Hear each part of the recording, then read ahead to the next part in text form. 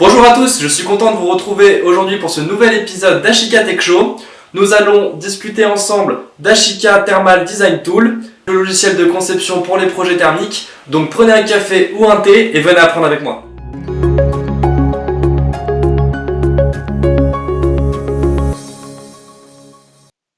Passons maintenant ensemble à la partie pratique. Je vais vouloir surveiller le parking d'Ashika Vision France. Donc je choisis et je recherche Ashika Vision France. Vous pouvez utiliser Google Earth Pro ou un autre logiciel pour faire vos distances et pour exporter vos plans dans le Thermal Design Tool online ou Thermal Design Tool logiciel. Donc j'adapte mon plan, je vais zoomer. Il sera important d'aller dans Affichage, Réinitialiser, Inclinaison pour avoir un plan en 2D. Ensuite, nous allons aller ensemble sur cette petite règle qui va nous permettre de mettre notre plan et d'avoir la distance à l'échelle pour le Thermal Design Tool. Je prends mon coin en haut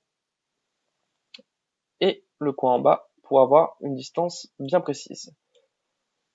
On va ensuite faire une capture d'écran, bien inclure cette petite fenêtre qui vous affiche la distance de 105 mètres pour pouvoir la mettre à l'échelle dans le Thermal Design Tool et surtout plus tard s'en souvenir si on a besoin de refaire un projet avec notre plan. Nous voici sur le Thermal Design Tool Online. Sur le Thermal Design Tool Online, vous avez la possibilité de faire un plan à main levée ou d'importer directement dans le logiciel en ligne le plan qu'on a screen tout à l'heure. Donc, pour faire un plan à main levée, vous allez tracer votre ligne. Donc, je décide de la tracer d'ici à ici et la mettre à l'échelle. Donc, du point de départ à la ligne d'arrivée. On va dire que cette distance fait 100 mètres en réel. Il met à l'échelle notre ligne. Vous allez pouvoir maintenant faire votre croquis avec des bordures polygonales pour faire votre plan à main levée. Donc par exemple une maison qui va faire 90 mètres directement par 55. L'avantage c'est que vous pouvez faire plusieurs points. Donc si par exemple j'ai une véranda, hop, voilà.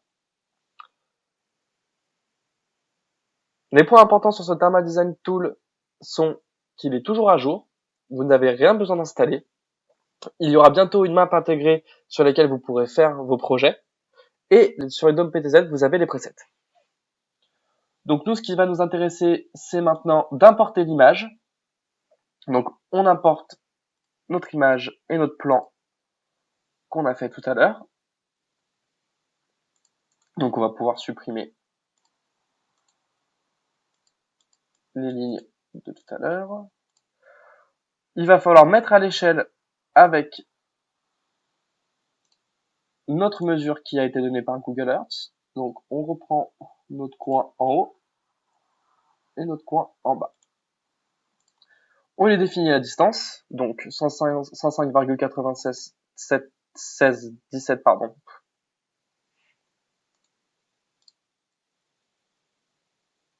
Nous, ce qui nous intéresse dans notre cas, c'est d'importer un plan. On va pouvoir importer le plan qu'on a pris en screenshot au préalable sur Google Earth. Donc, on ouvre le plan. Grâce au trait jaune qu'on a fait, on va pouvoir faire la mise à l'échelle de notre plan. Donc, on sélectionne la petite règle pour modifier l'échelle. On clique sur notre premier point qui était en haut à gauche, jusqu'en bas à droite. Et donc, Google Earth nous donnait 105,97 mètres de distance. On va arrondir, nous, pour la mise à l'échelle, à 106 mètres. Le plan va se mettre à l'échelle. Donc, maintenant, nous avons notre plan à l'échelle. On va pouvoir passer maintenant à l'implantation de nos caméras dans notre projet. Donc, pour ajouter une caméra, je vais cliquer sur les flèches ici.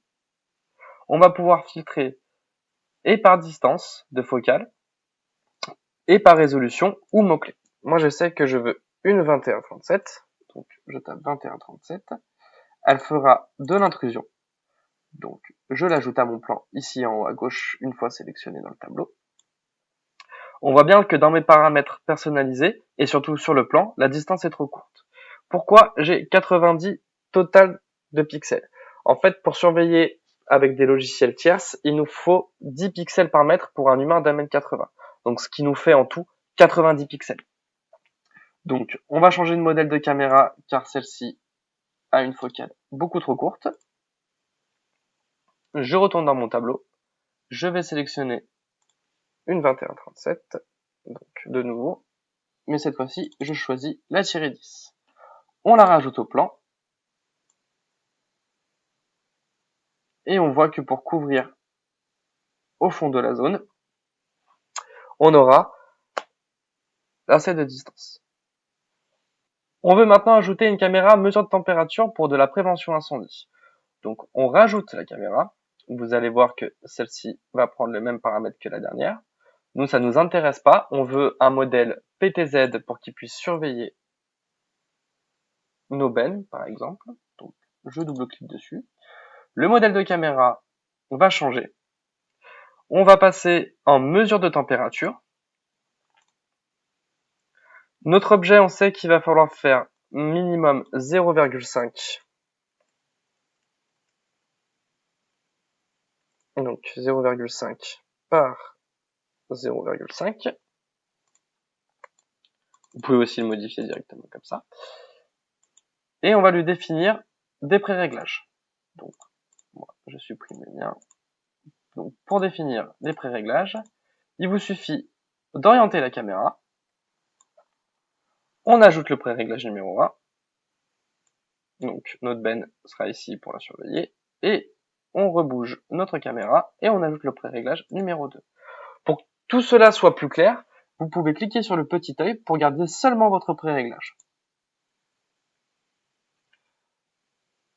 Maintenant, vous allez pouvoir faire votre mesure de température pour la prévention incendie. On peut changer la couleur ici ou changer la couleur des pré-réglages directement pour notre mesure de température. Pour la détection de flammes, je vais rajouter la même caméra. Donc, je fais ajout.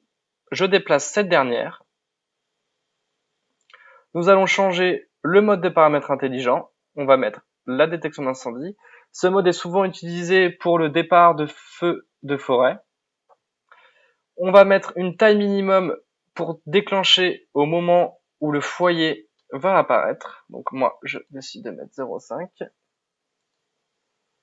Voilà, parfait. Et on peut changer la couleur pour bien définir notre couleur pour la détection de feu. Il ne faut pas faire de pré-réglage pour cette détection. Donc, je supprime mes pré-réglages et je vais là pouvoir mettre le visuel en rouge.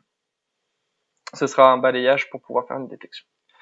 Une fois que votre projet est terminé, vous pouvez l'enregistrer pour pouvoir y revenir dessus plus tard ou l'exporter. Cet export peut se faire en PDF ou en Word. Vous lui donnez un nom de projet. Donc, parking surveillance. Le concepteur, donc votre nom, votre prénom et votre nom. Et remplacez le logo. Une fois qu'on clique sur OK, il va vous générer ce fichier PDF ou Word, suivant ce que vous avez sélectionné. Vous le sauvegardez. Et vous pouvez l'ouvrir. Donc, quand vous l'ouvrez, si vous avez mis votre logo va apparaître ici, à la place du logo Ashika Vision. Et vous avez le nom de votre projet, la période de conception, le plan et les modèles de caméra avec les caractéristiques.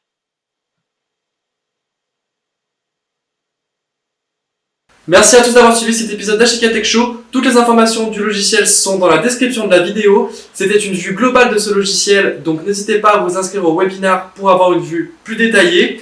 Vous pouvez comme d'habitude poser vos suggestions et commentaires. Nous, on se retrouve le jeudi, donc l'attente sera moins longue, due au 1er mai.